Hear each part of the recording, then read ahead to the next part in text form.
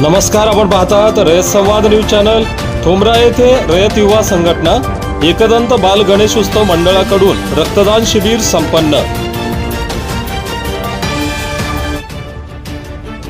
उमरेड तालुक्यातील ठोंबरा येथे रयत युवा संघटना व एकदंत बाल गणेश उत्सव मंडळ यांच्या संयुक्तपणे बौद्ध विहारात भव्य रक्तदान शिबिर पार पडले। यावेळी 21 रक्तदात्यांनी रक्तदान केले।